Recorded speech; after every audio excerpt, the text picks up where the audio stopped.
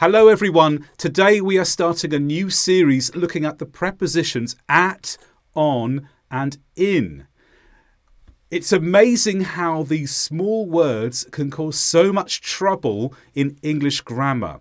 So as we go through this series, if you started the series thinking this is going to be fairly simple, just looking at, on and in, by the end of the series, I think you will be convinced that firstly, using these prepositions is not simple at all in English. And secondly, I expect you're going to learn a lot about how to use these prepositions correctly in English. So stay with me. This will probably take 2 or 3 weeks to get through. I'll be using a combination of longer videos and shorter videos, so look out for both. But today we're starting with how we use these prepositions in phrasal verbs. And to get us started, have a look at this paragraph here and think to yourself, should the gaps be filled with at, on, or in? So before you can come gap, you need to fill gap this form. If you want to join this group, you'll need to put gap some money towards the costs. Don't park your car there or you'll get hemmed gap. Which word fills the gap? It is, of course, in. Before you can come in, you need to fill in this form. If you want to join this group, you'll need to put in some money towards the costs. Don't park your car there or you'll get hemmed in. So in was the correct preposition for all of these phrasal verbs, but why?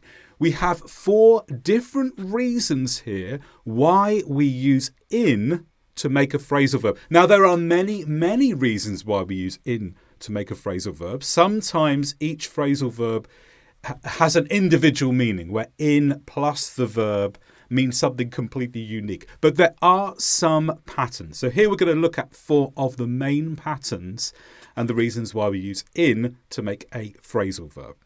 Number 1, the most common pattern is probably this one.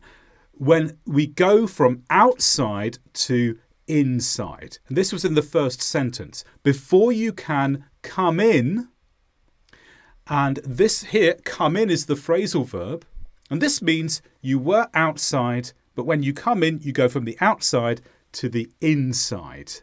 Other phrasal verbs that do the same thing are break in, drop in, go in. And sometimes we use into instead of in. But in all these cases, the phrasal verb means to go from the outside to the inside.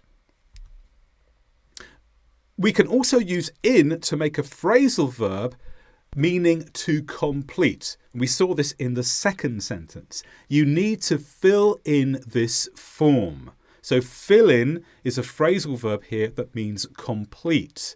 And another example is type in. So often if you're completing a form or a questionnaire, you will fill in, type in, put in the answers. It means complete. Another reason we use in is when we mean to contribute. So in the sentence, you'll need to put in some money. Put in meant to contribute. And other phrasal verbs that work like this are chime in. Chime in means you contribute an idea. Chip in, that could be an idea or that could be money.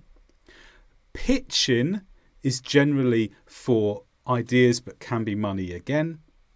And put in, generally for money, or maybe there's something else that you contribute. So all of these phrasal verbs have the meaning of contribute. And finally, a type of phrasal verb that you may not have noticed before is to mean to be trapped or to trap something.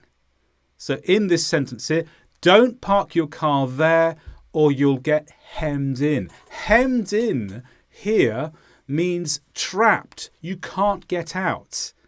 Have you ever experienced that situation where you park your car in a car park and then someone parks their car in front of yours and you can't get out of your space?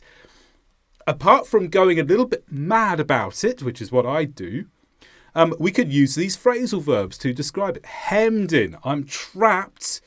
I can't get out. Boxed in. Fence in. We don't normally use this with cars, but with other situations where some objects perhaps have trapped us. Hem in, we've covered above. Lock in is when you can't open a door because it's locked. So you're stuck in a room, you're locked in. And snowed in, this is only relevant if you live in the very far north of the world or very far south, where you have enough snow for this to happen. So if you live in a hot country, you probably will never need to use this. But if you go to a country like Norway, Sweden, Russia, Canada, or maybe the south of Argentina, if you have a day where it snows really heavily, so heavily that perhaps you can't open your door or you can't move your car because there's too much snow, then you'll have to phone your employer or your school and you'll have to tell them, I'm sorry, I can't come to school today. I can't come to work today because I am snowed in.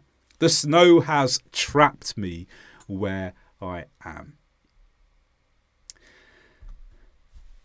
How about some practice in these 4 uses of in to make a phrasal verb?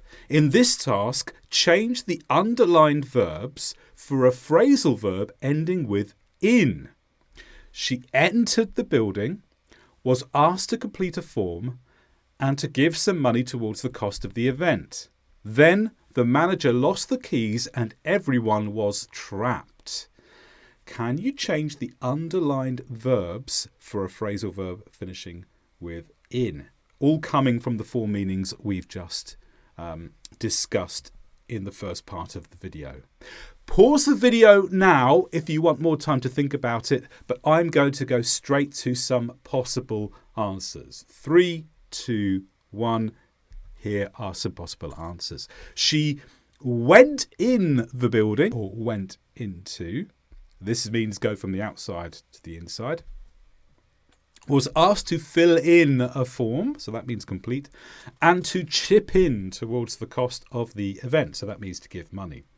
Then the manager lost the keys and everyone was locked in, so they couldn't escape because the door was locked. These are just some possibilities. There are other possibilities too. So if you didn't use exactly the same phrasal verb, but you got the meaning right, that's okay. This is just one way to complete the task. Coming soon, more videos on phrasal verbs ending at, on and in. So watch out for my videos in the coming days. Some of them will be longer videos, some will be short videos, and we are going to get to know how to use these prepositions in phrasal verbs.